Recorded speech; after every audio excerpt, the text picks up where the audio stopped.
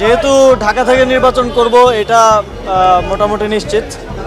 সেই জায়গা থেকে নিজের ভোটটাও ঢাকায় নিয়ে আসা, কারণ ভোটটা যাতে অপচয় না হয়। আসসালামু আলাইকুম। সরকার থেকে পদত্যাগ নিয়ে যা বললেন আসিফ মাহমুদ। ঢাকার কোনো একটি আসন থেকে স্বতন্ত্র প্রার্থী হিসাবে আগামী জাতীয় সংসদ নির্বাচনে লড়তে চান স্থানীয় সরকার উপদেষ্টা আসিফ মাহমুদ সজীব ভুঁইয়া।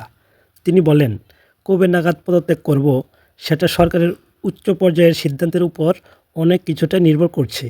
আলোচনা করে সে বিষয়ে দ্রুতই জানাবো। রোববার বিকেলে রাজধানীর গ্রিন রোডে ঢাকা 10 আসনভুক্ত ধানমন্ডি থানা নির্বাচন কর্মকর্তার কার্যালয়ে উপস্থিত হয়ে ভোটার হওয়ার আবেদন করেন আসিফ মাহমুদ। পরে সাংবাদিকদের সঙ্গে কথা বলেন তিনি। আসিফ মাহমুদ বলেন, যেহেতু ঢাকা থেকে নির্বাচন করব সেটা মোটামুটি নিশ্চিত।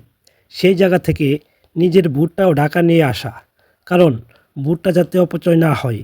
আমিও যদিও ভোটার হয়েছে আগে, কিন্তু কোনো নির্বাচনে ভোট দিতে পারিনি।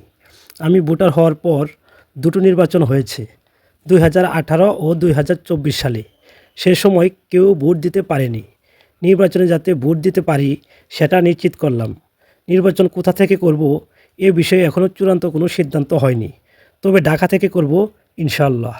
কোনো দলে যোগ দিবেন কিনা এ প্রশ্নের জবাবে আসিফ মাহমুদ বলেন, এখন পর্যন্ত পরিকল্পনা স্বতন্ত্র নির্বাচন করার, তারপর দেখা যাক। বিএনপি যেসব আসনে এখনও প্রার্থী ঘোষণা করেনি সেগুলোর মধ্যে ঢাকা 10 আসন রয়েছে। বিষয়টি উল্লেখ করে একজন সাংবাদিক আসিফ মাহমুদের কাছে জানতে চান, এটি তার জন্য ফাঁকা রাখা হয়েছে কিনা বা তার সঙ্গে বিএনপির কোনো আলোচনা চলছে কিনা। জবাবে তিনি বলেন, আমার কারোর সঙ্গে কোনো ধরনের আলোচনা হয়নি।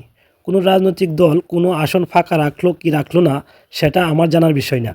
আমি আমার সিদ্ধান্ত ব্যক্তিগতভাবে এককভাবেই নিব।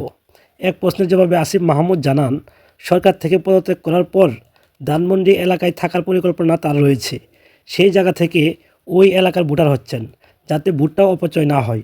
সরকারের উপদেষ্টা পরিষদ থেকে পদত্যাগ করে জনতার কাতারে আসবেন কবে, এমন এক প্রশ্নে উপদেষ্টা আসিফ মাহমুদ বলেন, নিশ্চিতভাবে বলছি যে আমি নির্বাচন করব।